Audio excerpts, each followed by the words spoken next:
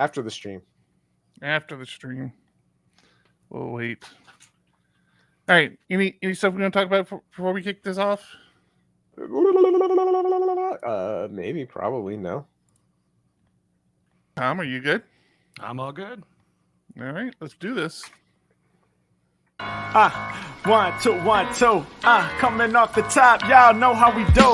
Listen, I'ma drop a freestyle you can cherish. I'ma send a shout out to the host named Eric. Yo, he's never on some average shit. You know, Eric, he stays loud and passionate. I'm about to break it down for y'all with a clever song. Yo, shout the host named Thomas, cause he's never wrong. Yo, shout to John.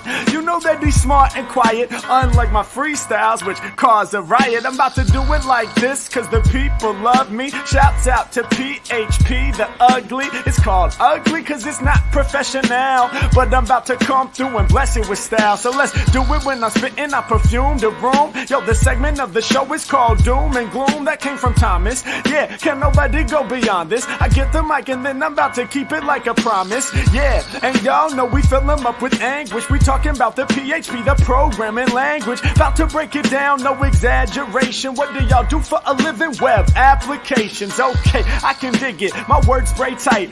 They getting together on the Thursday nights. Yeah, when it comes to rhyming, you can call me the new dude. I spew true lyrics while y'all broadcast on YouTube. So let's get it. You know my lyrics are major. All up in the comments, they got plenty of haters, but they doing what they doing. Keep it ugly. We ending every show with the saying it's lovely. Let's go. Hey, shout out to y'all. Peace to the whole squad, man. Hope your channel is doing real well on YouTube. Hope you guys are having fun. And it was an honor and blessing to do this little custom freestyle for y'all. Hope you enjoy. Stay up. Yeah. Come on. Hey.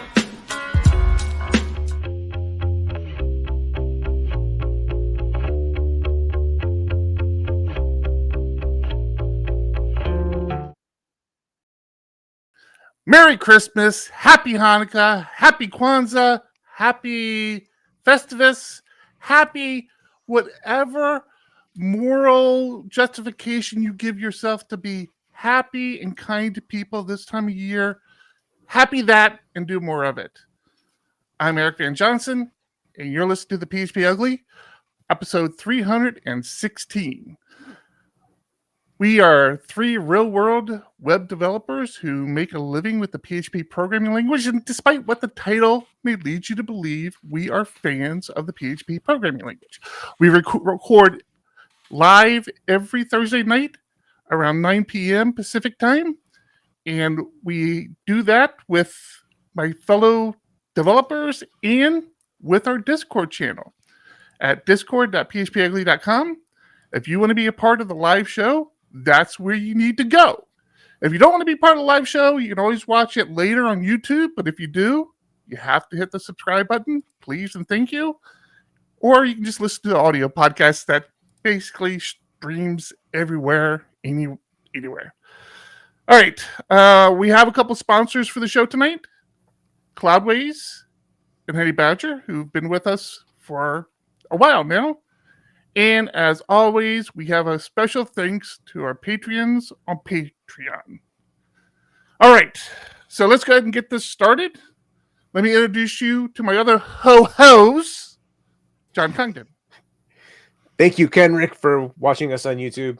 I love PHP too. And the man who wears his, what's the thing called where you kiss under? Shit, Mistletoe? I forgot what it's called. Mistletoe? The man who wears his mistletoe underwear all year long, Tom Rideout. That's right. Only got the one pair. How you guys doing? It's a little chilly. Really? Well. I moved to Colorado where it snows and it's cold. Say, it's funny, when you lived in Southern California, you didn't have to worry about being chilly. That's true. Just had to worry about paying to not be chilly. Yeah, all right. It is. We've got a bit of a cold front. It's -12 right now. -12. Yeah. So, wow. Unfortunately, sitting here next to my window in the house is a bit cold. He says, unfortunately, he wasn't going to record with us tonight and said, all right, it's too cold. I'm not going outside. I guess I'll hang out with you guys. That's true. There was supposed to be a little Christmas gathering, but we've moved that. Kenrick, I said hi and thank you for watching, and then you write that in the comments. Come on now. Feliz Navidad. Hey, Woods, you're right. I should have said Feliz Navidad. I know we have a lot of Spanish-speaking people that listen to our podcast. I apologize to my Spanish-speaking people. Feliz Navidad, which is still Merry Christmas, but just in another language. It's not like it's another holiday. It's not like a different holiday or anything. So I don't know. I've celebrated Mexican Christmas, and it is significantly different than the Christmas I grew up with. also, The food's a lot better. All right. Kenrick's barely 13 and will not be joining us at PHP Tech, it sounds like. I mean, I don't see that as being a blocker by any means, but you know, whatever. Depends on who the keynote's by. Well, funny you should ask. Well, let's get to that. We'll get back to that later. Let's round out our week. You know, I got to be honest with you, Tom. I'm feeling more and more uncomfortable saying that we're 3 PHP developers because every week I get the impression you don't do PHP development anymore. Did quite a bit of PHP development this week, actually. We're in the last few days of the pushing out this large project, and everything's going well, which is a bit surprising. Had a nice demo today to show it off to all the bigwigs and get everyone's opinion on it, and it went pretty good.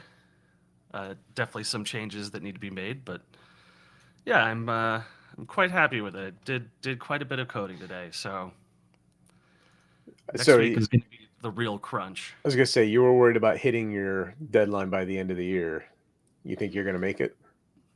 Yeah, I think we have made it. I think what we've produced what we intended to produce and have promised to get out the door. No over promises, fortunately. Always under promise, over deliver. Yeah. It's a good mantra to live by. How about you, John? What did you do this week? So I've been working on a big event sourcing project. There's been a lot of back and forth on the PR, so I'm like in the final stages of getting that pushed out and hopefully released in the next week or two. And then I got to work on something fun where the person who asked for the thing didn't expect me to do it the way I did. So after I opened the PR, they're like, it's not what I was thinking, but that's interesting. Basically, we're trying to do some data cleanup, and we use proxy SQL between our application and the database. But the problem is, as soon as the replica gets more than 30 seconds behind, all the queries start going to the primary database. And when you're doing data cleanup, replica lag can add up really quick. So my task this week was changing the worker that's doing the cleanup to first check and say, one, are we within a certain time frame? So we're only going to do cleanup when we think traffic is low enough where the primary database can handle 100% of the application load. So that's after like 4 p.m. Pacific. Then it's also checking replica lag, and we're saying we're allowing up to 5 minutes of replica lag. After that, slow things down. So for the most part, it was kind of a fun experiment. It was working just fine, except for the fact that we're using proxy SQL. So when I ask proxy SQL, hey, what's the replica lag? And it's returning 100 seconds, returning 200 seconds. Well, actually, start less than that. As soon as it gets to 30 seconds, no longer is my show slave status command going to the replica. So things just, while the code seemed to work, it didn't work in reality. So just have a few things to work through, but it was a fun little thing to do. It was different. Yeah, I haven't worked with replica lag stuff in quite a long time. It I think it can be fun for a while until it's not. Oh, it's definitely not. I'd rather not have to deal with it at all, but we've got years and years and years of data to clean up because it was just never a thing. It was always like, we're going to keep this data forever. The problem is we've got, crap, I forget how many gigs of data in certain tables because we're not cleaning it up. And this slows down queries. It's data that will never, ever be used again.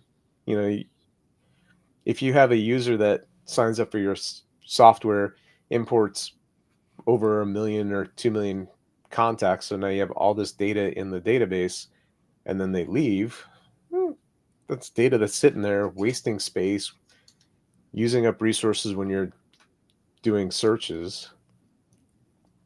It's just a pain. So it's time we clean things up. So I was happy to get this project kind of moving forward. Eric, what about you? How's your week been? Oh my God.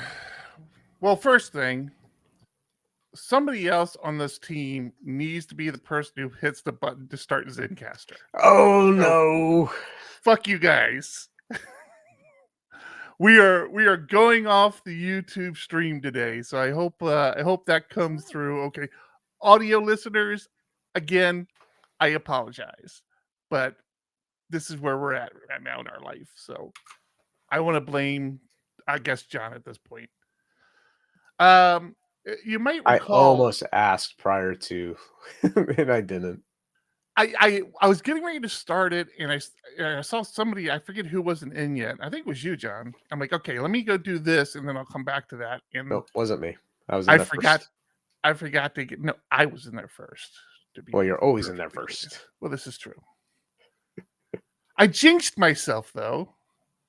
I talked last week about how my team did such a good job at upgrading one of our bigger clients to PHP 8.1, how smoothly everything went, how there were no fire alarms, no people losing their shit, everything was fine.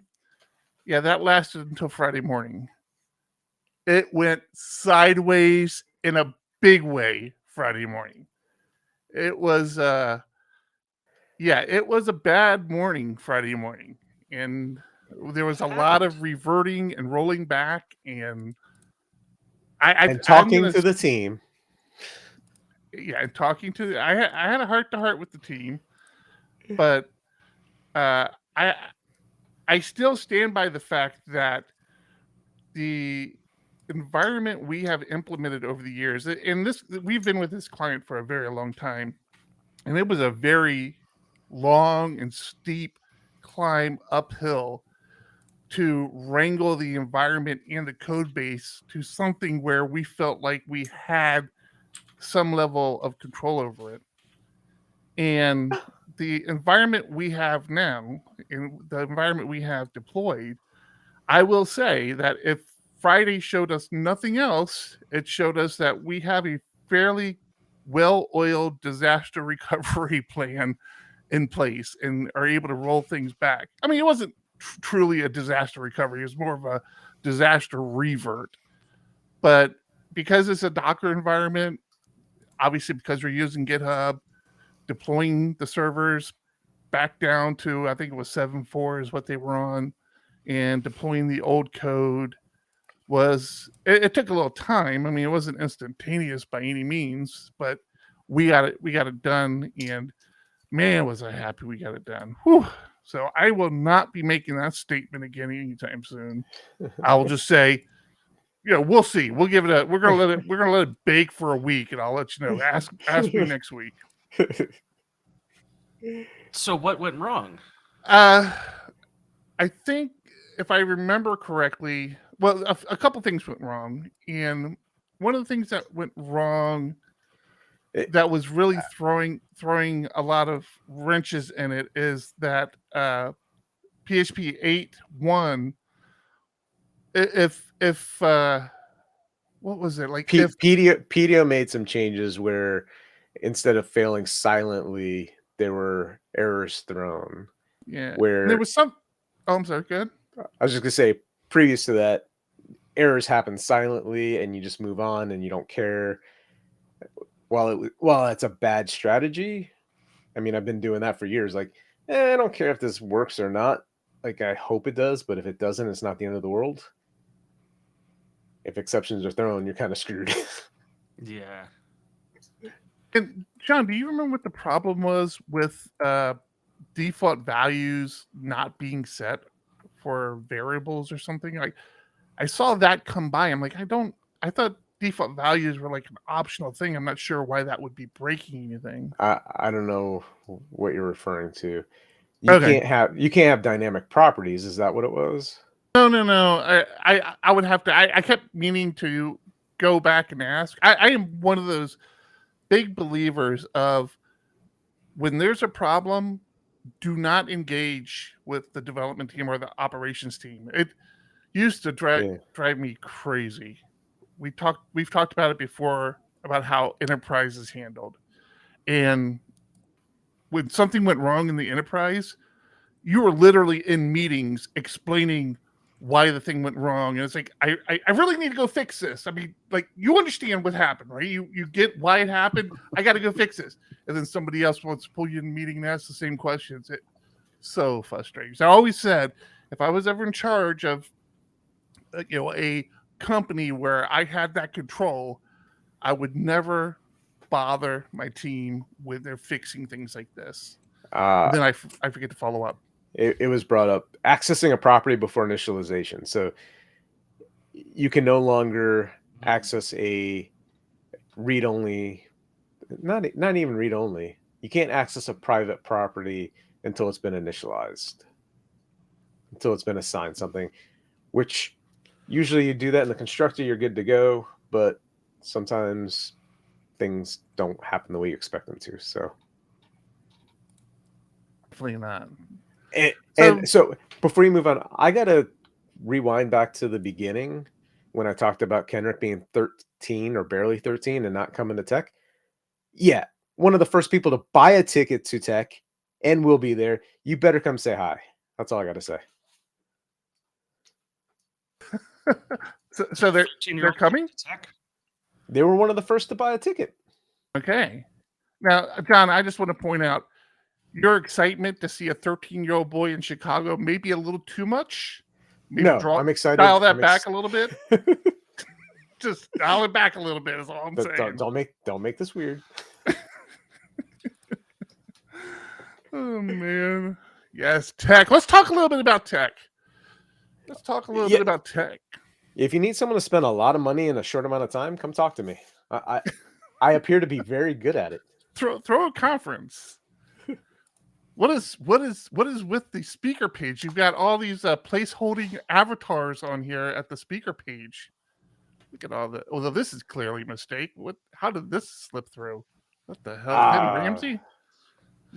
We're gonna have an opening here soon. Yeah, lots of exciting speakers. I am so pumped for this. I really am.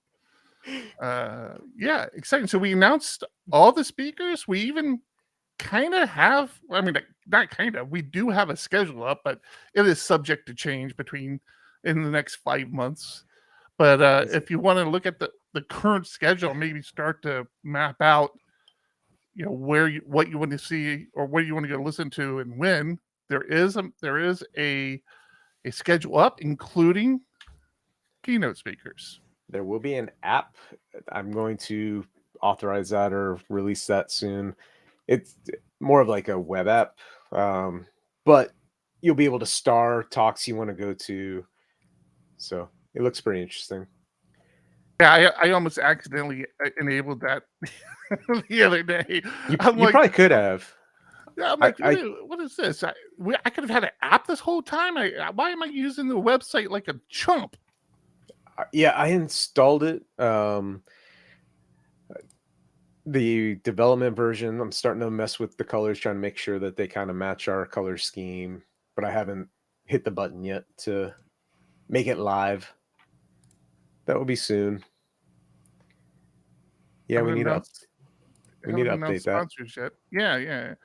Is the tool we're using, does it have something for this, or do we have to do it like? We have to go in there and do Animals. it. We have to go in there like animals and do it. Also, another big shout out to John Congdon, who, despite my suggestion of not upgrading the PHP Architect servers in the middle of a business day, went ahead and did it.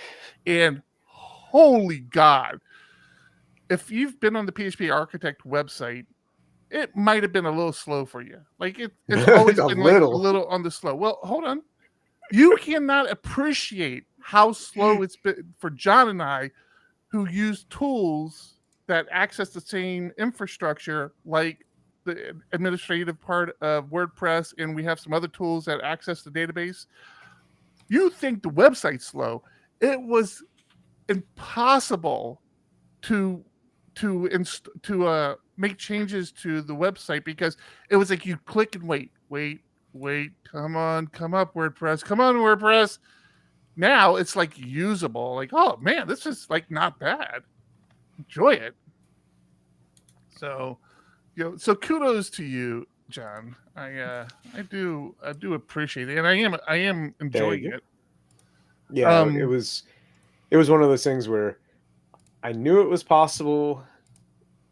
I think the site was down for like 5 minutes because as I was doing it, all of a sudden there's like just various errors because the server's been up for years and AWS has made a ton of changes and had to go through a little trial and error, but we got it working. It was a ballsy play you made there, but yeah, it definitely was worth it. So yeah, got that up and running. Matter of fact, that allowed me to add my new blog post here. We our Scott Keck Warren buddy has another video out. I still have to queue up some tweets for this, but yeah, check it. It's over on our YouTube channel. If PHP Arch, youtube.com/PHP Arch. And you can see all the videos we've been posting. Been doing a couple a month. This month we're down to one, but it's a holiday. Back off, Tom.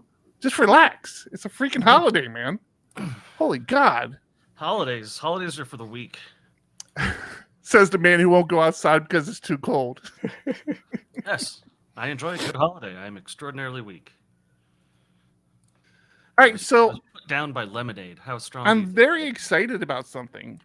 What is that? My wife and I are kind of sharing a similar interest. My wife came to me. It's raising children. No, we don't agree on that. Yeah, she likes them. She wants to mother them and everything. I wanted them to move out when they were 16. I figured I did it.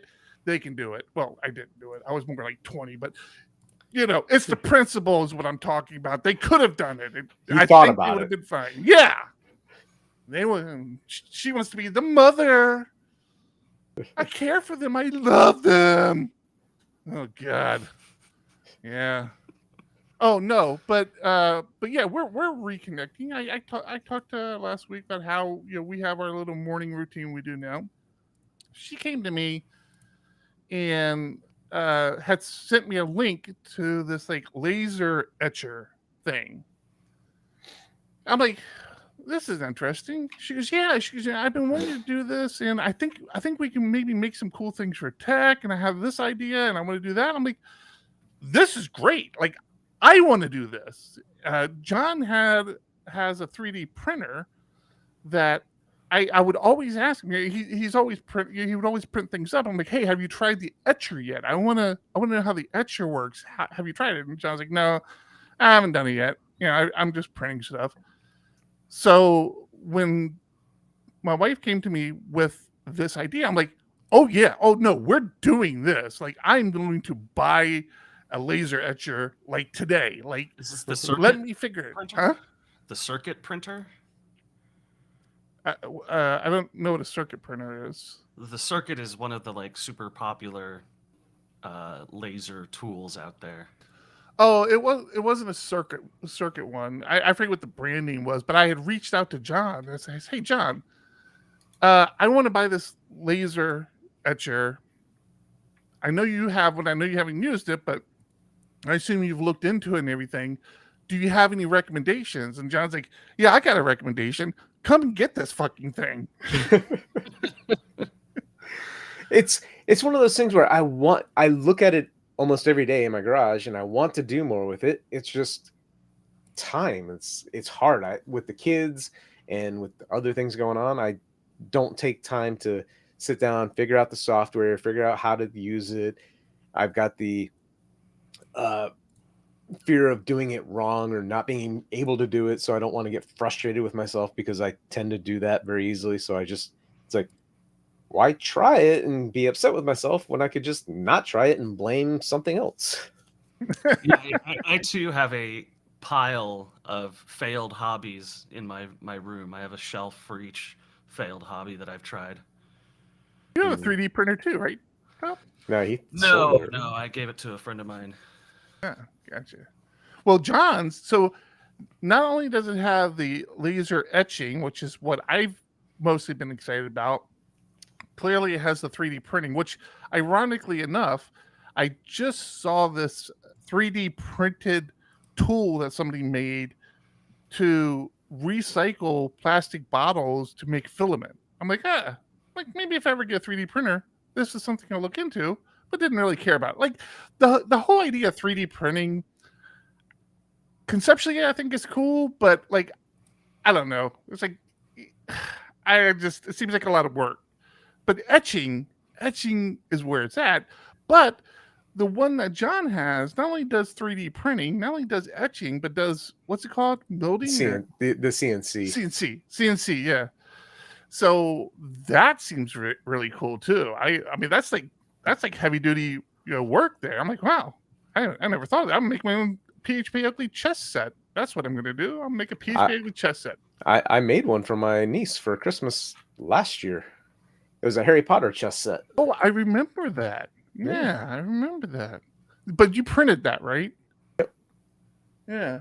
Yeah, I saw in the video they had, I guess you can buy these cylinders of this composite for that what's it called, CNC or CDC? CNC, right? CNC. Yep. Yeah, and it just you can buy a rotor. You can buy a rotary tool so that you can put like a log on there and etch it. Or yeah, you basically have to buy it. Like everything I saw, everything I read is like, yeah, you basically have to buy that tool. Depending on what you're doing, if you're wanting to etch on a cylinder, then yes. Yeah. If you're etching on something flat, you're fine. With the laser stuff though, don't forget to get good ventilation wherever you do that. So this has the enclosure and flexible tube, so you can exhaust it out. Yeah. I just wouldn't be surprised if Eric had it exhaust under the desk to keep his feet warm. Just starts getting tired. Been talking to my wife and my feet issues, huh? All right, I understand. I see where this is going. That's great. Kevin, you said you love chess.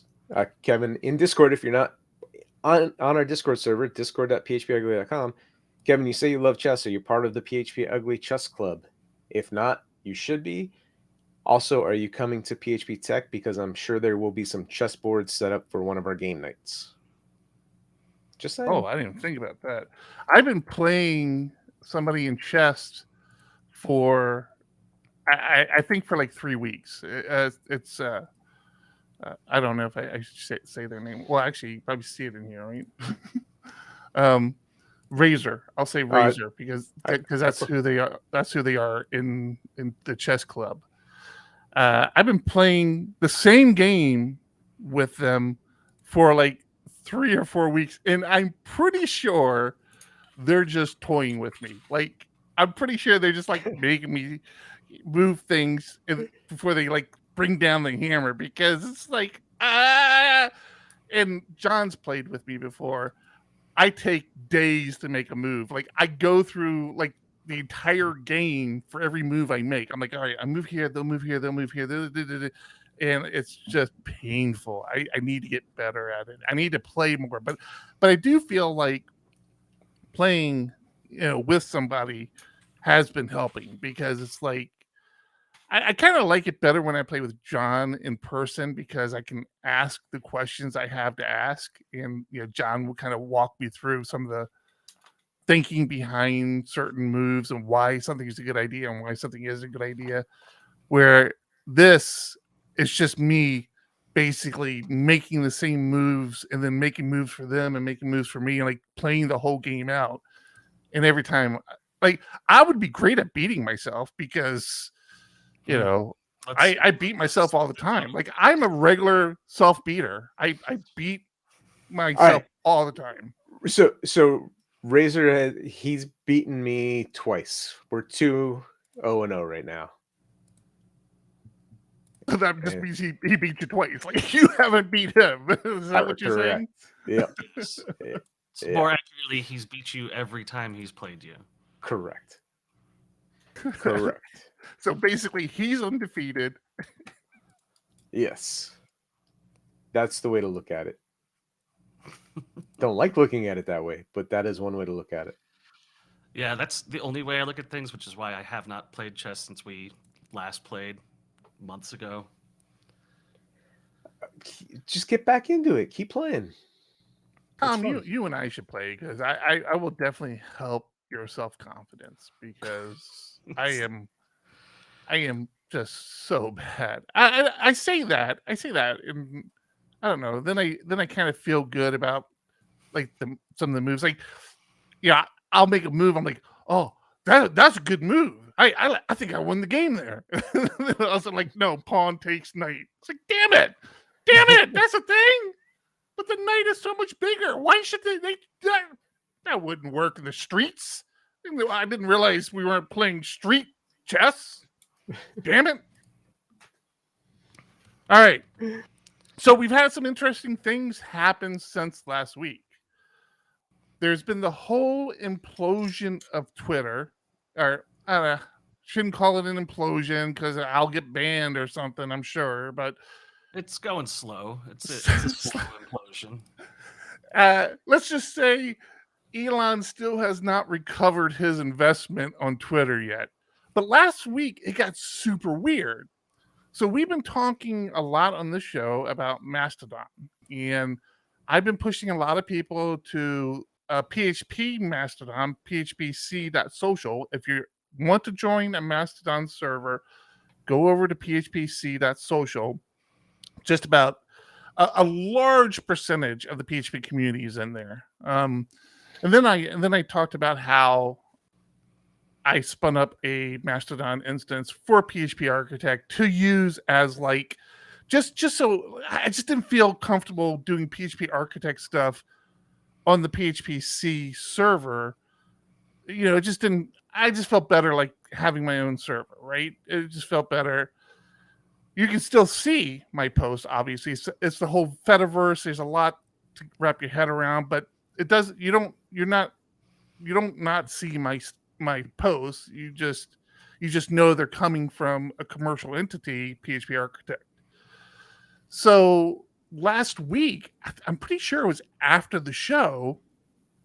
Well, even I think before the show, or right around the same time of the show, Elon started banning reporters. I don't know everything that happened, but Elon just started banning reporters off Twitter. And let's be clear, this is not you're just saying it's Elon because he owns the company. It was actually somebody else. No, it was Elon Musk. I thought his whole thing was free speech.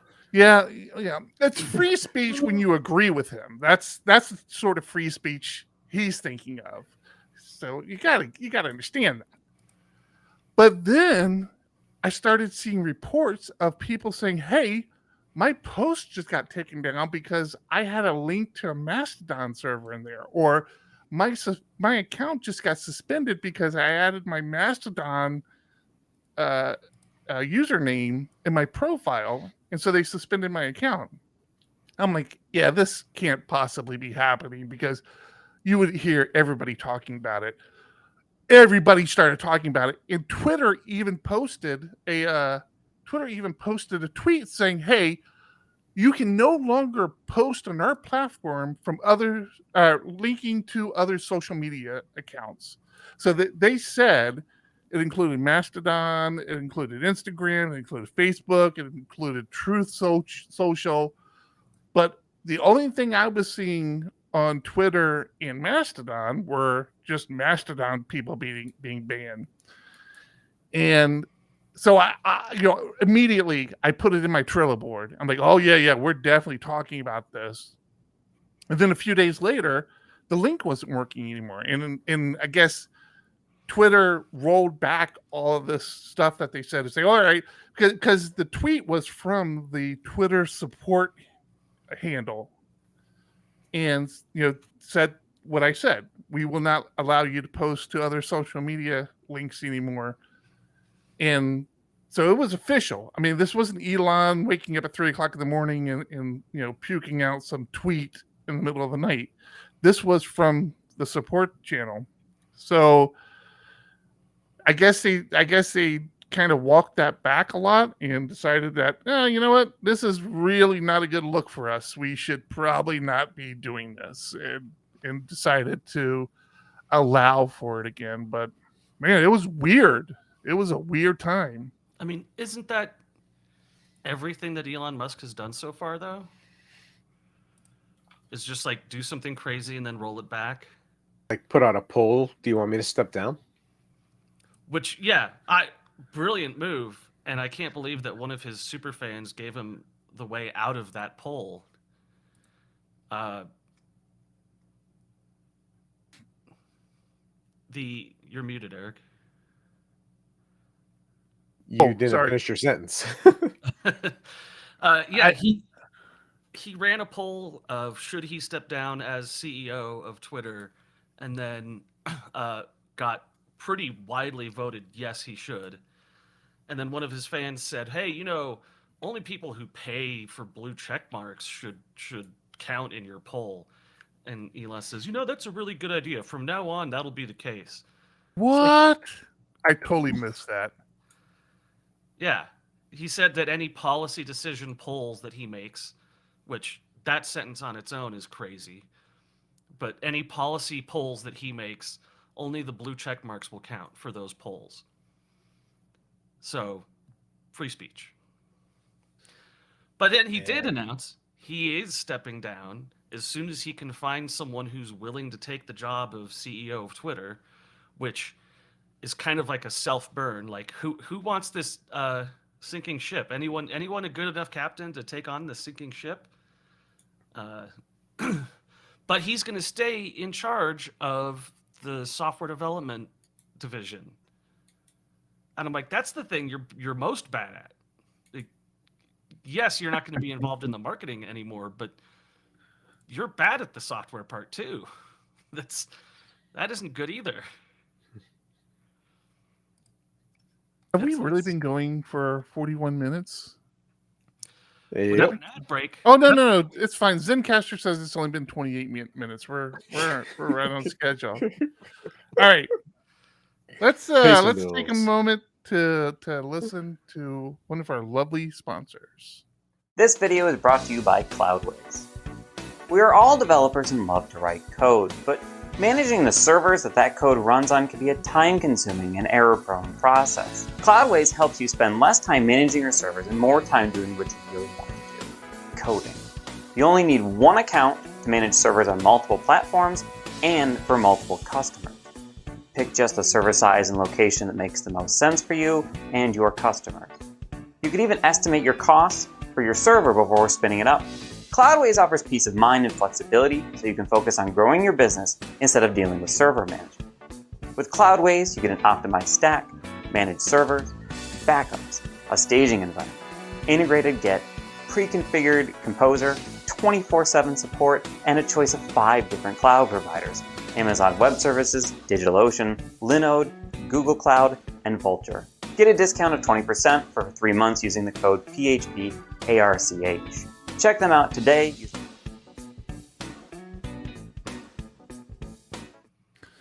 Thank you, Cloudways. Cloudways. Don, are you okay? I'm muted. I said thank you, Cloudways, as I was muted because that makes sense, okay. right? You had a little bit of a shocked look on your face. I'm like, oh man, what are you seeing? No, my shock look was confusion because I want to know what Kenrick means by I spend so much time in the error prone process, but that's neither here nor there. I read things and I'm like, huh, kind of curious. I want to know more. Where were you reading that? Was it in our Discord server? Look at that. Is in Discord. I should just keep Discord up. I don't know why we have our faces so big. Just keep Discord running. That's well, yeah, Kevin. Why is everybody in the YouTube channel? Frank, what are you doing there? Come on, Frank. You're in our Discord. Let's go. You know, with the PHP Architect Discord, John won't give me permission to certain roles, and I'm kind of offended by it, to be completely honest with you. Makes me mad. It makes me mad when he has more power than I do. I like that. I like having all I don't know power. how I have that. I thought you're an admin of the thing too, but I guess not. Yeah, it's just that, I think it's just that one role. No. You had created another role, didn't you? Oh, do we want to talk about the new roles? I'm still working on them, but I'm starting to set up the different channels for PHP Tech. So there will be a tech speakers channel, and then a tech hallway track, and tech track for the different rooms of the conference. So that's in the works. Are we going to put that in the PHP Architect Discord or the PHP Ugly Discord? Because not everybody has access to the PHP Architect one. You have to be a subscriber, which I'm sure most of our listeners are, obviously. But well, or you will have to be attending PHP Tech. How about that? There you go. I like that better. That's a better approach. We'll give that, everybody... that seems to be where that makes most sense to me, to be in the PHP Architect Discord. There you go. I like that. We need to set that up. Yeah. I'm trying to spend more money while we are talking. You're so good at it. You're so good at it. Booking flights left and right. Well, I read an article where I was like, "Oh, hey, that's pretty cool," and then I was like, "Oh, hey, wait, you haven't been doing this the whole time? Dear God, what is going on?"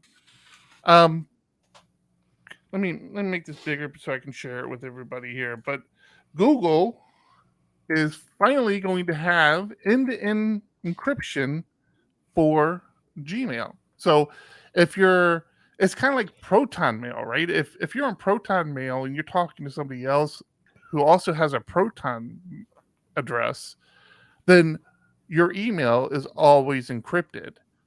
It never is not encrypted. You never have to worry about it not being encrypted because it's going through the inner tubes and it hits a server. So it's going to be like that way for Gmail now. Gmail is going to be end-to-end encrypted. And does this surprise either one of you? Or, I mean, I don't believe it. Especially because they want to be able to search your email so that, or make it where you can search your email, right? You think that's a good point. Are they able to decrypt it where they can update their indexes? I'm assuming so. So Apple just announced that they're doing encryption on all of the iCloud content. Yes, they did. And boy, did the CIA throw a fit. The CIA came out and said that this is a huge problem for them. It's an incredible hindrance. And now they can't just read anyone's iCloud data. And it was like, wait, you were reading everyone's iCloud data? Actually, here it says it was not the CIA, the FBI complained. Oh, the FBI. Yeah. One of those alphabet groups. Yeah. Yeah, exactly. Well, they were already mad at Apple for not unlocking their iPhone. So I guess Apple doesn't care about upsetting the federal government. Yeah, but honestly, if the FBI or CIA doesn't come out and say that this is a huge problem for them, then I don't believe that it's actually being done. Gotcha. So John, you still have your iPhone, right? I do. Something I didn't realize about the iPhone. So I've wondered, I have an iPad. My iPad has a USB-C charger, right? So you plug it into a USB-C, any USB-C, just like your laptop. There's nothing special about it. Nothing special about it. It's not like the old Apple put their spin on it sort of thing. But the earbuds is that Apple Thunderbolt Mm-hmm. connection, which is what the phone uses, right? Mm-hmm. Yep. And I don't know how closely you've been following this. I should have looked up and got a link. I'll try to find a link and add it to the show notes. But the EU, who have imposed many regulations, including things like the whole cookies on websites and all that, and the right to be forgotten sort of thing, they have now passed a initiative that says by this date, all electronic devices must be able to be charged by USB-C. Mm-hmm. That's just it, right? So what I hadn't realized, I'm like, yeah, that just makes perfect sense, because why is Apple doing this now? Like, why are they dragging their feet on this? I found out Apple always puts themselves in the middle, right? They're always this middleman to make money. And one of the bigger ways they were making money wasn't through the App Store like everybody thinks, although that is a significant amount of money. It was this license mechanism they had in place to make Apple compatible devices. So things like, I don't know. Your clock radio where you put your phone down into exactly onto the pins. Like there's like a premium cost for that company to be able to do that and say that they're Apple compliant or Apple compatible or whatever. Works with Apple or whatever. Yeah. That is like a big paycheck for Apple.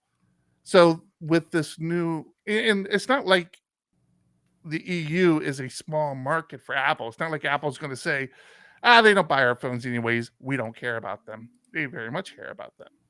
So now the question is, will Apple switch to a USB-C device, which makes a lot of sense, like you said, plug it into a phone, you plug it into whatever, or will they remove all the ports and say, okay, you can only wirelessly charge now, and you can only use Bluetooth to connect to these other devices? And I don't know. What do you think? How ballsy do you think Apple's going to be? Are they going to decide, okay, we're going to play nice in this pond with these little fish and make them feel like big people? Or are they going to say, yeah, you know what? We're still going to do it our way. No more ports for anybody. Piss off and move forward. I have no clue, but I would assume they are pushing for a portless phone anyway. But with that said, I watched a video recently about USB-C and how we all think it's great. But there are so many different versions of USB-C, from how much power it will deliver. Certain cables will only deliver data and not power, and vice versa. And like my laptop, I have to have a special brick to, make sure I'm pushing 65 watts, I think it is. So it's not like you can just use any USB-C in any device. You still have to know what the cable is capable of, what the power brick is capable of, so on and so forth. Yeah. The USB thing is a mess right now, and I think Apple's going to try and go completely for wireless charging, but they're going to push it to like the last deadline they can. So they're going to release a lot of phones right before that new law kicks into place. Yeah, and one of the things that was brought up is, well, you don't have wireless charging like in cars. Like some of the higher end cars have it, but not all of them have it. It's like, yeah, well, they have that that mag thing on the back, the magnet in the iPhones now. So they'll just make one of those that plug into the car. So it'll still be wireless charging that you have to plug into your car so that the phone can still charge in your car. And they have a patent on that as well, the MagSafe thing. So they make money MagSafe, off yeah. of other people making that as well. Well, it's also going to be interesting how that plays into what's the Apple Auto called? It's not Apple Auto, is it? CarPlay. Because so in my new car, I have the Android Auto in there, and my old vehicle, I had Android Auto, and you had to plug it in, right? There was no other way for Android Auto to work. You had to take your phone, you had to plug it in, and it would work. It was fine because it also charged your phone. So, you get to wherever you're going, you have a full charge on your phone, you were able to listen to your Spotify for the entire drive. My new vehicle has that, but it also has wireless mode. So I can actually use my Android Auto through this Bluetooth connection. And it is, I mean, the quality is fine. Like you can barely tell the difference. The only way I know when I'm using the Bluetooth is it doesn't automatically kick on. So when I plug in my phone, my Spotify fires up, my Google Maps fire up. It just happens. When it's in Bluetooth mode, it takes a while, and you actually have to initiate it. You have to say, hey, start Android Auto, and then it will fire up. But it is such a bad experience because it sucks the life out of your phone.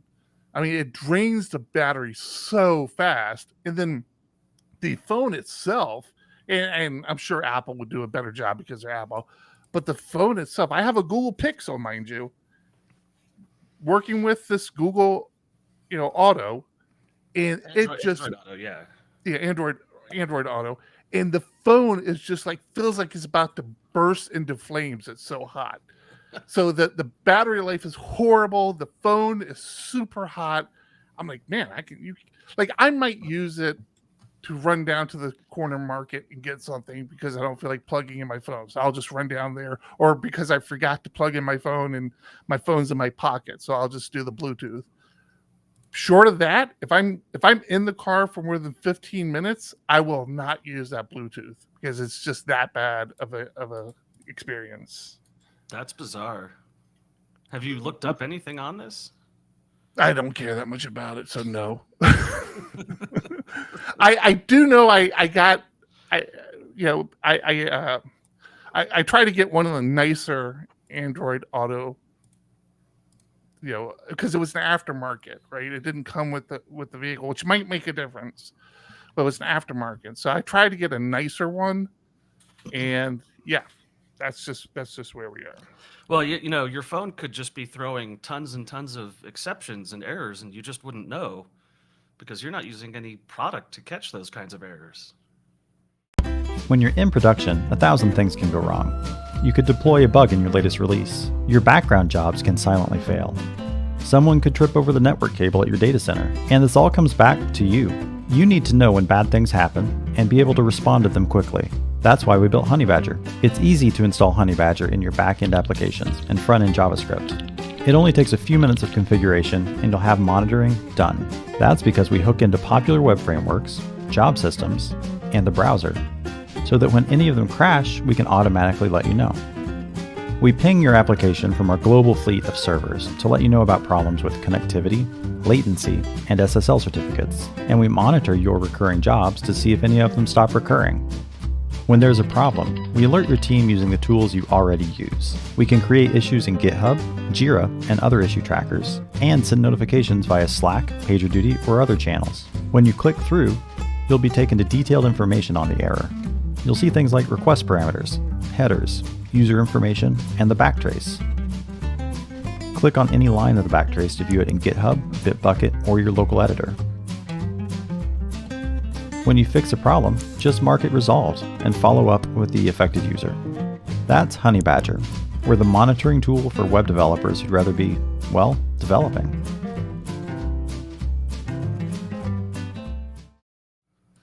Thank you, Honeybadger. Honeybadger. All right. Cool. Yeah. So yeah, that's kind of been my life. Another flight booked.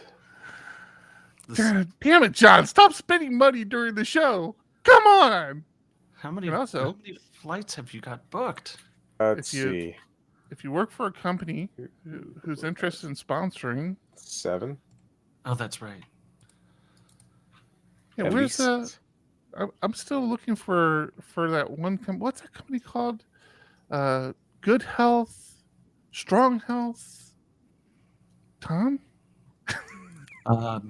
Better. I don't know. Better Brandy. It escapes me. Oh, God damn it!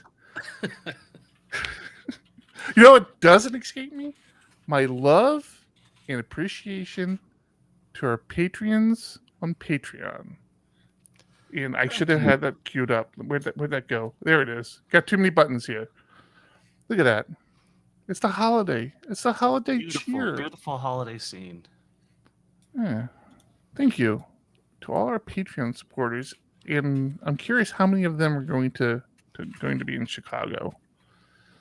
Need to get some stickers. I need stickers. I need to make stickers of the new PHP Ugly logo, but I'm kind of holding out a little bit now for a secret project. So Ooh, really? I don't want to tease. I'm not trying to tease. That sounded like a tease. Didn't mean to tease. Sorry about that. But yeah, I just don't want to put in two. I just don't want to put in 2 sticker orders. So I'm trying to, but I think I'm going to have to. The more time goes on, the more I'm realizing, yeah, this is going to be a crunch to get this in time for tech. So tonight, the neighborhood right next to us is Christmas Card Lane, and me and a couple of neighbors every December rent a golf cart. So we go up and over and like drive around the neighborhood, and we ended up doing that tonight with just my family. And as we're driving through the neighborhood, we run into some people we know from our kids' school. They jump in, or we ask them like, "Hey, do you want to join us?" And we're driving around, just chit-chatting, getting to know each other a little better, because the wives know each other because they both volunteer at school a ton. And we're going down the street, and it turns out they own a banner printing shop. I'm like, Oh. I need to talk to you. We're gonna become friends. They do a lot of the signage around the city, and they do signage for Comic-Con. And I'm like, I'm doing a conference in May. She's like, let's talk. Small world. Let's do it. I used to have a hookup like that, but not anymore. I'm curious though, the whole renting a golf cart. Mhm. Do they deliver it to your house? So the neighbor is the one who orders it every year, but yeah, they drop it off early December. They come back early January, pick it up, take it back. Do they give you the charger for it? It's just extension cord. Oh, it's just like a regular plug, a regular house plug. Yep. That's interesting. So when we were viewing this house that we bought, they opened up the garage door and they had a golf cart in there. I'm like, why is this person got it? Why do they have a golf cart? Like, it's not like an old folks like retirement neighborhood. This is weird. And I just thought it was weird. Like, does this guy like work on golf carts or something? But it was a nice golf cart. Like, you can tell like this is something somebody had put some money in. Cup holder and everything. Yeah. And I'm like, it's not unusual here in Southern California for people to have like quads and stuff because they go out to the desert. They'll have like all these like fun toys that you're like, well, you don't drive this around the neighborhood. It's because they take it to go to the desert, or they have some nice like jet skis and they take it, go to the bay or go to one of the lakes. But you don't do that with a golf cart. It's like, oh, hey, honey, we're going to go to Palm Springs. Let's load up the golf cart and go, So I'm like, this is so weird. I've seen RVs that had golf cart spots for them. Of course you did, Tom. But after we moved in here, you see people driving around the neighborhood in these golf carts. And it's like not like the neighborhood is that small. Matter of fact, I would rather be on my motorcycle than a golf cart on these streets. It's like it's crazy traffic. There is a very interesting path that I noticed a lot of the golf carts kind of go to, and it goes like miles, almost like we have two major freeways where we live. There's like the 215 and the 15, and it's a very long distance between the two. And this path goes about half that distance. It goes to this big lake neighborhood. I forget what it's called, but yeah, the dog park by my house that I told you doesn't open until 8 o'clock. Every morning, this old couple pulls up in their golf cart, and their dogs are just sitting in the back, and I'm like, it's so weird. But I'm very curious about where our Candy Cane Lane is here. And I'm wondering, do I rent a golf cart? I don't see anything wrong with that now. I'm curious. So now I'm wondering how much golf carts cost. I mean, I'm fine. I'm fine. I mean, we pay a total of 600 split like 5 ways between all of us. 5 ways? Yeah. That can't be right. You're Why? telling me $600 total. It's 600 total. Oh, okay. Total. Whew, that's feeling like a It's lot. it's like $110 a person, like for the month. That's much better. I thought you were saying you Yeah. each were paying $600. I'm like, wait a minute. You can rent You can buy a Taylor's brand new Lambo one. for that. They're real car prices. 11,800 To buy one? Yeah. to buy it's 9,000 for like the cheapest model I can see here from Club Car. And I should say, ridiculous. I didn't mention I live by a very big golf course as well. Maybe the guy was a golfer. He didn't strike me as a golfer, but I don't know. And theoretically, you could drive the golf cart from the house to the golf course. He used a bat when he struck you, which is why you would think he was more of a baseball guy than a golfer. You are listening to PHP Ugly, where we talk about golf carts. That's ridiculous. Start dressing PHP. I have no shame to this. Did we really? Maybe we should talk some more about PHP. Tom, do you got any more PHP for us? I've got a bit. You know Composer, that thing that we use to manage our PHP packages? They had a minor release version. They're up to 2.5.0 now and introduced some interesting stuff. I think the big thing that I'm a fan of is the version guessing for the require command. So previously, if you were running an old version of something, you would say, well, no, I want to include this package, and it would try to find what package you wanted, but it would only really look at the latest available version. So now it checks the dependencies in your Composer JSON and finds the newest version that matches your dependency level. Oh, that's interesting. So how does it know which way to go? Like, how does it know, well, let's get the newer version and update all the dependencies to the newer version, or it says, okay, they only have these dependencies installed, let's install this version? Because there are symbols that limit how far any of the files in your Composer JSON can be upgraded. So you can specify a specific version of something, or even a commit hash if you wanted to. It'll only upgrade where you're using these modifiers that say, like, give me the newest minor version, or give me the most up-to-date version, stuff like that. So there are a lot of cases where there are hard-coded dependencies that wouldn't let you install the latest version of something, and now it sort of tries to figure out what it will allow you to install. There's also a new hard failure mode for when lock file does not satisfy composer JSON. This happens if you've modified your composer JSON and your lock file is out of date or something like that and has install compatibility issues. Let's see, what else we got? Auto completion of config options. So now when you're doing composer config, you can auto complete all the different options off of that. Very nice stuff. There's a new support for custom commands as command classes. And this is something I haven't used a whole lot, but I know Laravel uses as these sort of execution pipelines. NPM has a similar functionality where you can say like, hey, include these scripts as part of NPM.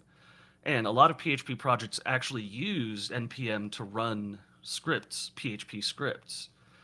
But now you can create these custom commands for Composer that will allow you to do similar functionality where you can create a script that says test and it'll run PHP unit. So that's the big stuff I noticed that I really liked. Can I do a composer? What is it? Self upgrade? Self update. Self update? Yes. Let's see if it's out there. Does this grab it? Not self update. Self upgrade maybe. I don't know. That's what I think it is. Yeah, I think it's self upgrade.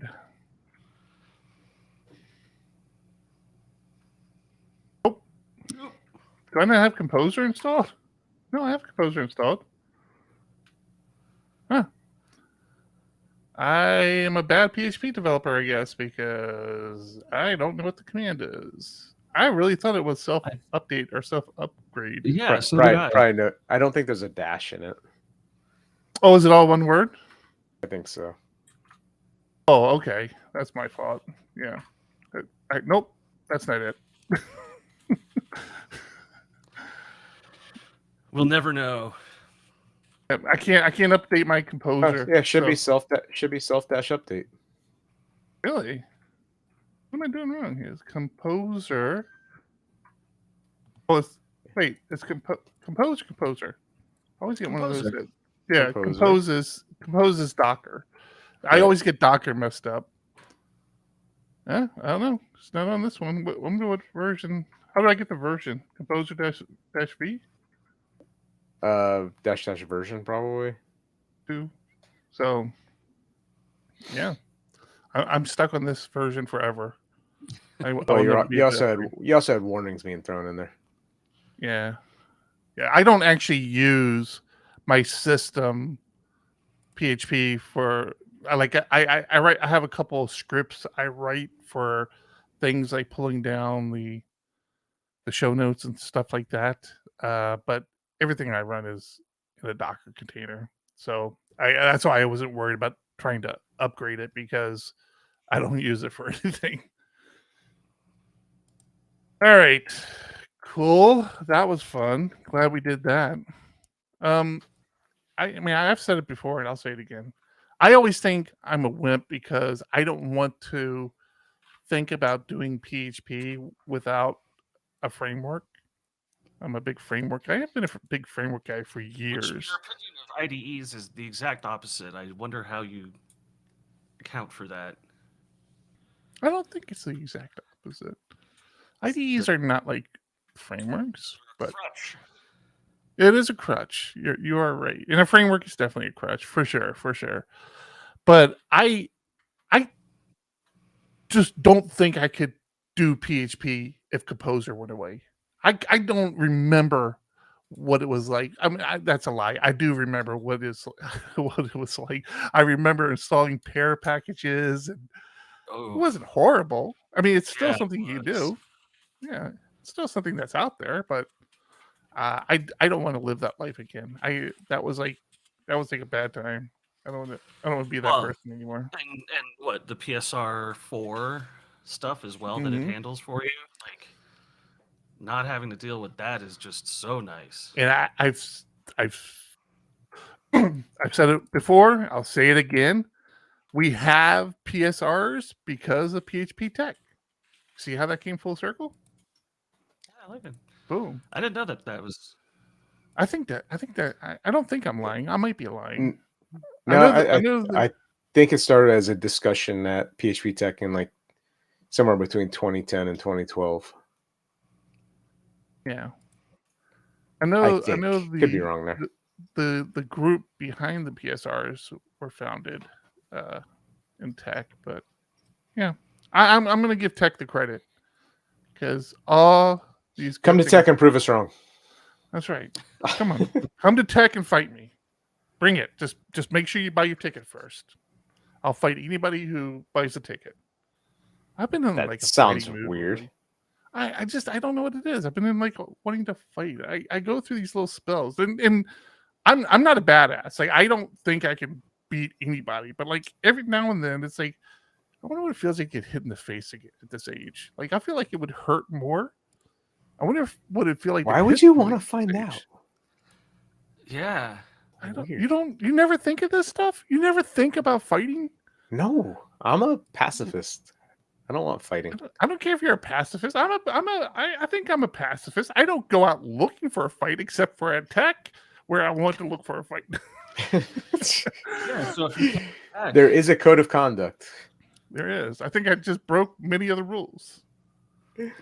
Matter of fact, Which- we have a few new things on the site, don't we, John? Yeah. We have added- our code of conduct, like you mentioned, which again pretty much broke most of these at some point. But We need to fix the site on a narrow screen. I am seeing now. I can pull it out a little bit.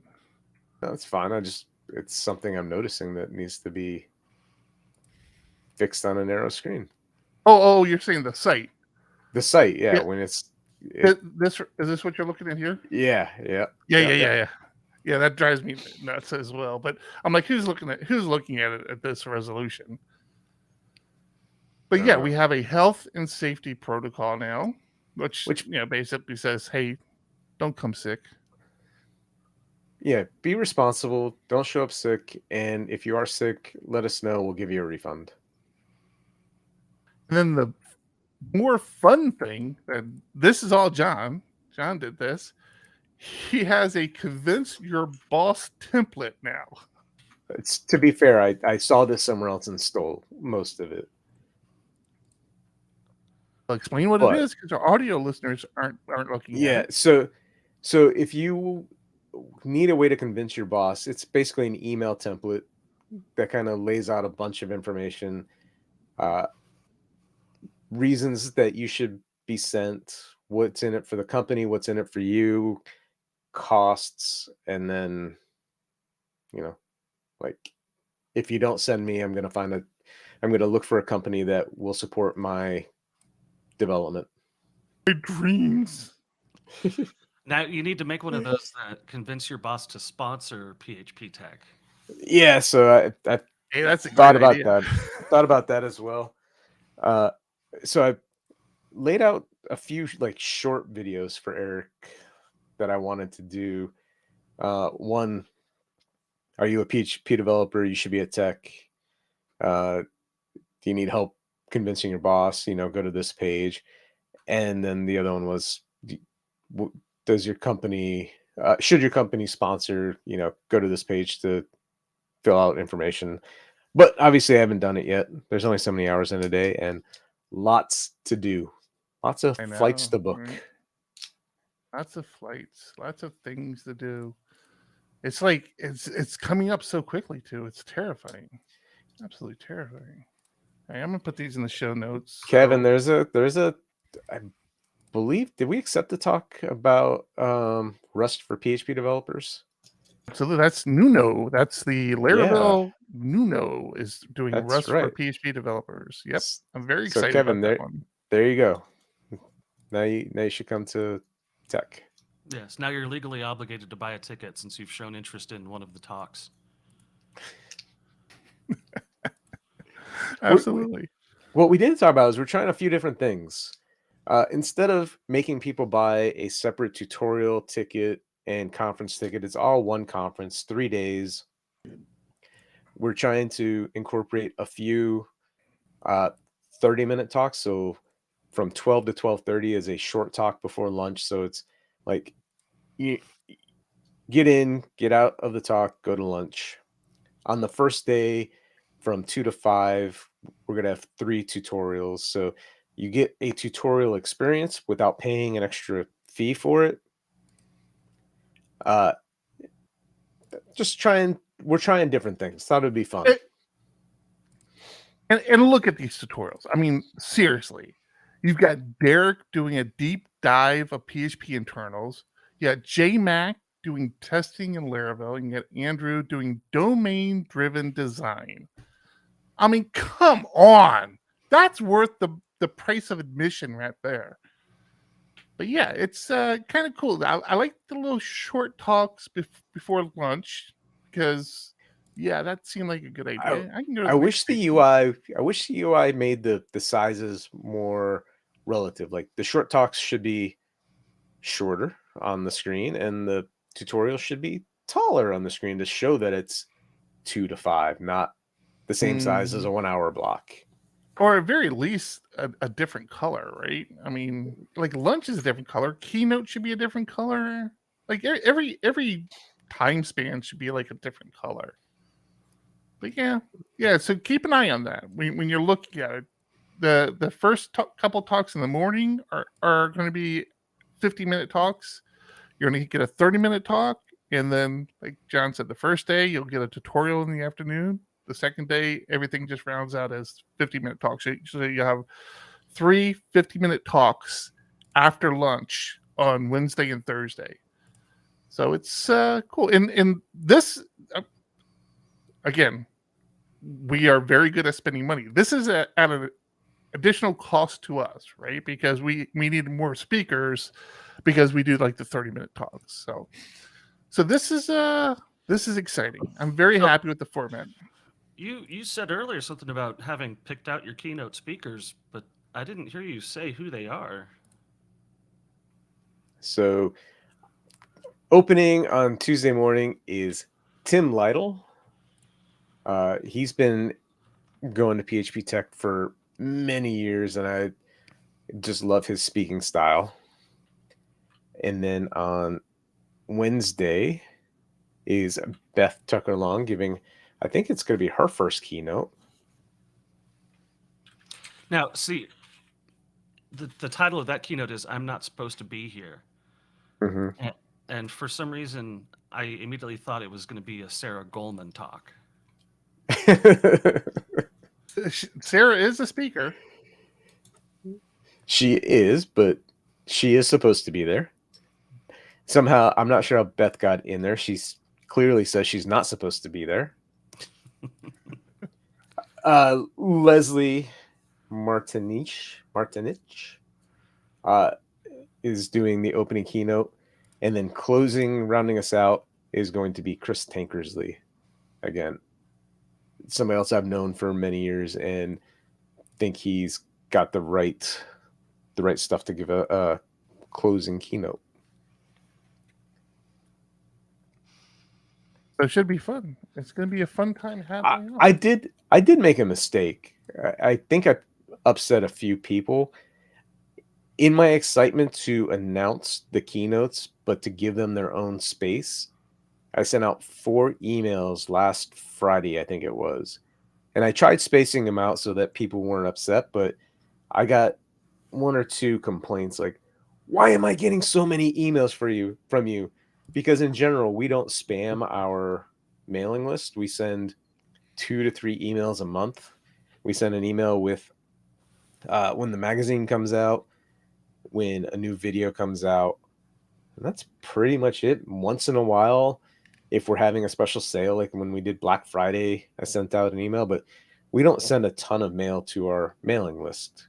1, out of respect. I don't want to upset people. And there's just no reason. But again, in my excitement and not wanting to say, here's all 4 at once, I wanted to be able to put their name in the subject and, build a little excitement.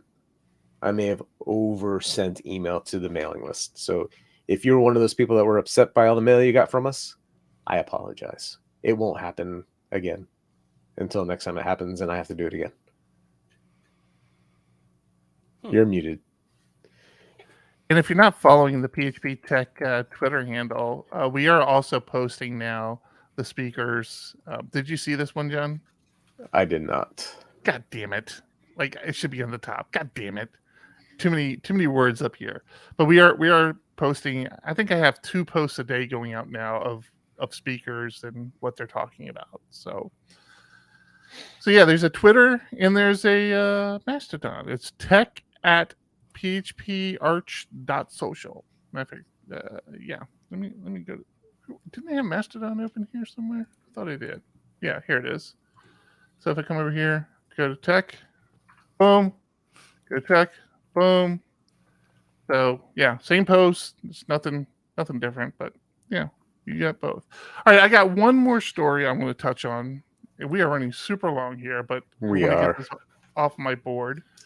Apple kills plan to scan your photos for CSAM.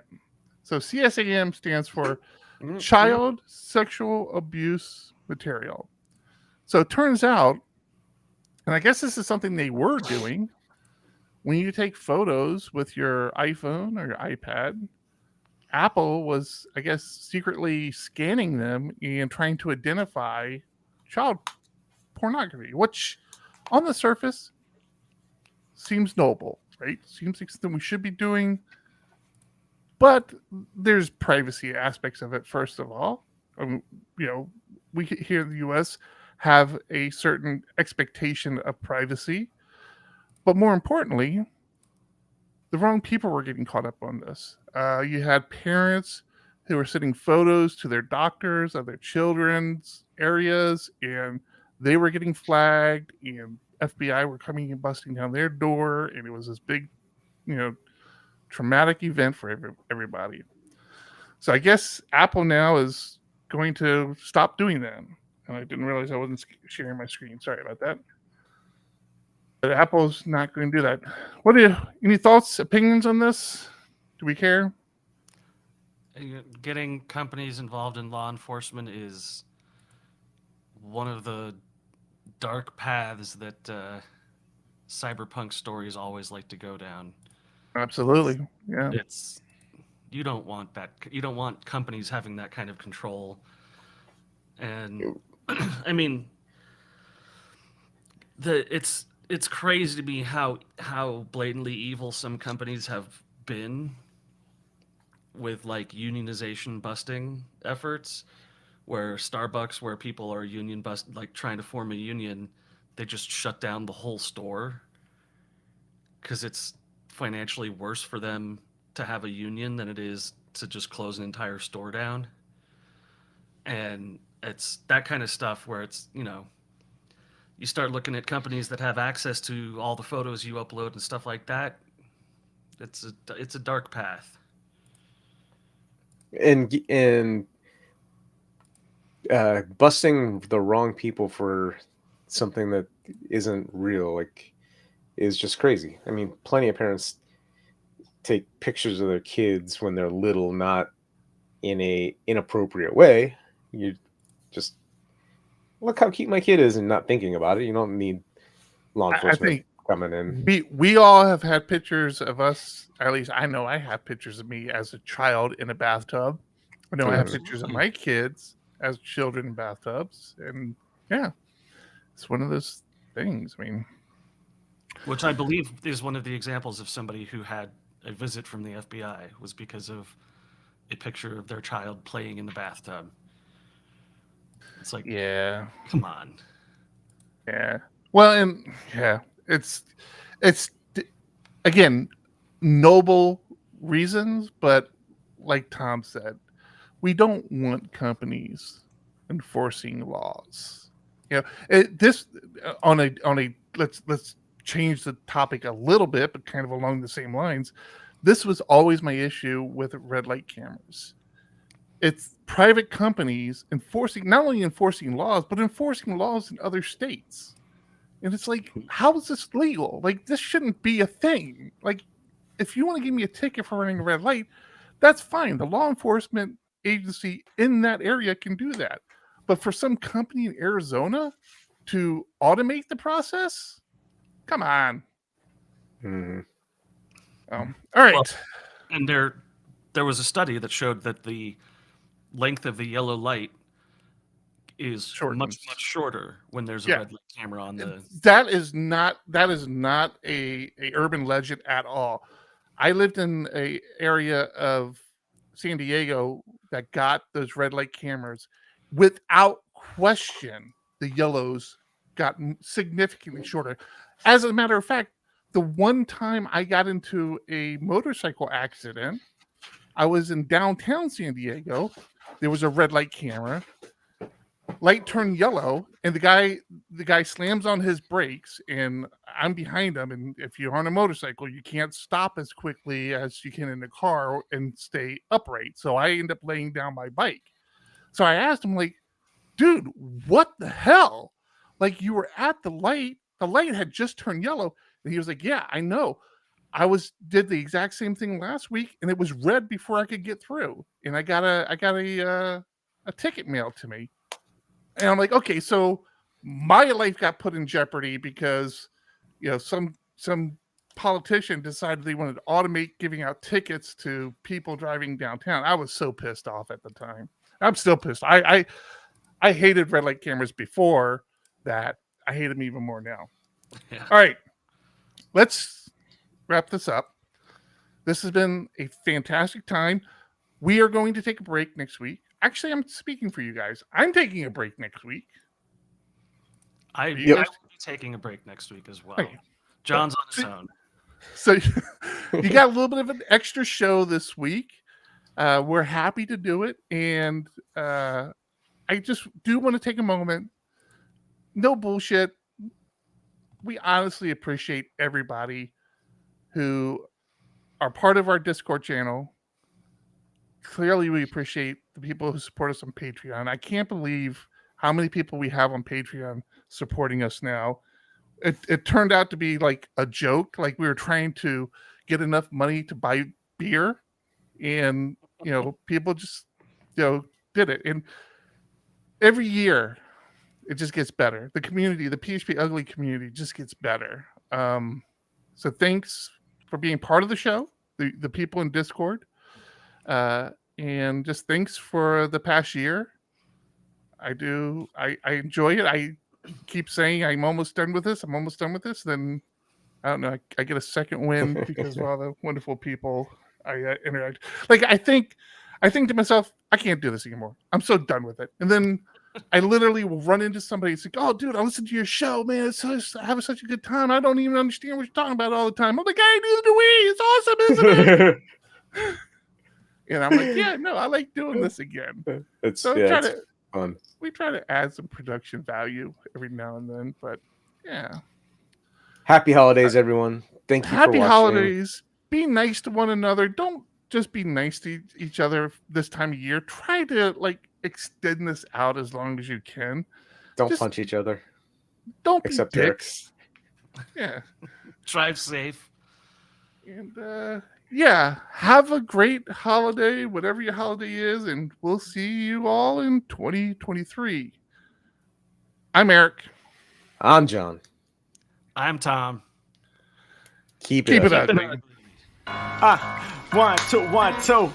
Coming off the top, y'all know how we do. Listen, I'ma drop a freestyle you can cherish. I'ma send a shout out to the host named Eric. Yo, he's never on some average shit. You know Eric, he stays loud and passionate. I'm about to break it down for y'all with the clever song. Yo, shout the host named Thomas, cause he's never wrong. Yo, shout to John, you know that he's smart and quiet, unlike my freestyles, which cause a riot. I'm about to do it like this, cause the people love me. Shouts out to PHP, the ugly. It's called ugly cause it's not professional. Yeah. But I'm about to come through and bless it with style. So let's do it when I'm spitting. I perfume the room. Yo, the segment of the show is called Doom and Gloom. That came from Thomas. Yeah, can nobody go beyond this? I get the mic and then I'm about to keep it like a promise. Yeah, and y'all know we fill them up with anguish. We talking about the PHP, the programming language. About to break it down, no exaggeration. What do y'all do for a living? Web application. notifications. Okay, I can dig it. My words spray tight. They getting together on the Thursday nights. Yeah, when it comes to rhyming, you can call me the new dude. I spew true lyrics while y'all broadcast on YouTube. So let's get it. You Hey, know Tom, my go lyrics here. are major. All up in the comments, they got plenty of haters, but they doing what they doing. Keep it ugly. We ending every show with the saying it's lovely. Let's go. Yo. Hey, shout out to y'all. Peace to the whole squad, man. Hope your channel is doing real well on YouTube. Hope you guys are having fun. And it was We an are, honor Harry and blessing Mack. to do We this are. little custom freestyle for y'all. Hope you enjoy. Stay up. Yeah. Come on. Hey. Still the best thing you've ever done for the show, John. Thanks. It makes up for none of the Trello cards you put in. Oh, what's reminding? We're at a point where I can't do that because it's just part of the show now. Hey, Eric, you can stop Zencaster now. No, I gotta let it run an extra 15 minutes to make up for the 15 I forgot at the beginning of the show. Oh, God damn it! I can't believe I did that again. I need to figure that out. John, I are wonder you? if- Can either one of you start it, or do I have to start it? I think only you can start it. I need to figure out a way to have OBS automatically start it. So, where's my dog? I want to show people the dog. Huh? Oh, she's sleeping. So I'm Good. gonna share this with Discord first before anywhere else. It's the progressive web app for PHP Tech. I wonder if we get any of the data, like if people star the sessions, do we know what people are starring? I don't think so. That's a great question. I am curious about that. Yeah, I gotta show you guys. I gotta show you what my wife did to our dog. Here, check this out. Poor dog. Here, she's bringing her in here. That's fine. I got the pictures up. This dog, she's so beautiful. I hate her. Does anybody want a dog? Gosh, yeah, that's so adorable. No, that's a great question, John. I don't know. If you think we should have some access to that analytic, right? Because it'd be nice, but they do not appear to make it available. Well, that's bullshit.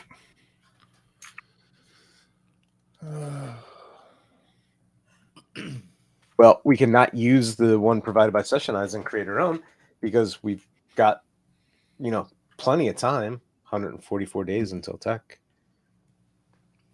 Sure. We can kick out an app in 144 days. No problem with that. Oh, I basically just did that in 28 days. All right, so let me tell you before I forget. Tom, how do you add cards to Trello? I use the paste shortcut. Oh, you pick. When I do it, it's just a paste of a URL. Hover over my list and hit paste. Right. Is that what you're doing, Tom? Yeah? There's something weird about your cards. So I was using cards. I was using the plugin, the extension, and Trello has two cards now, like two ways you can do cards. Yeah. And one of them, I haven't looked into it yet to see what I need to do for my script to pull it in for the show notes. So like we're not getting all the cards as show notes. It's like a hit or miss sort of thing. I think like John was doing, and like I think you said you're doing, if you just paste it into Trello, like you just say, hey, new card, paste and link. I think that's what works. I just paste. I don't create a new card. I literally hover over my list and just hit paste. Yeah. Really? That works? Yeah, that's what I do. You just hover over your list and hit paste? Yep. You're full of shit. That does not work. I mean, I have to go to the URL and copy it first. Holy crap, that does work. So is Yeah, that that's- different? Is that That's different what than I've doing always this? done. Which way here? No, that's the same one. Yeah, Mhm. that's the same one. So here. Looks the same to me. So let me see if I can find an example of one.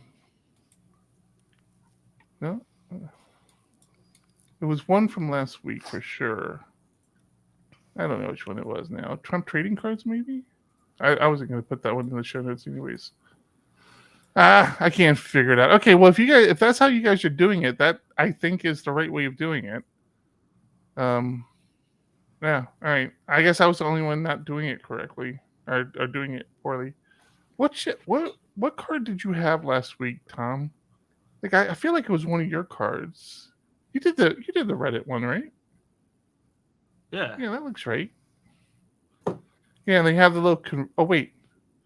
Yeah, they have the convert to regular card. So that's what we want. We want to see that. Yeah, I don't know which one it was now. All right. Cool. So the cool thing about that Sessionize app is during the event, the page will change, and so it'll show you what's happening now and what's coming up next, which is kind of cool. Ah, that is cool.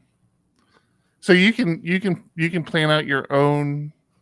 You can plan out your own schedule, right?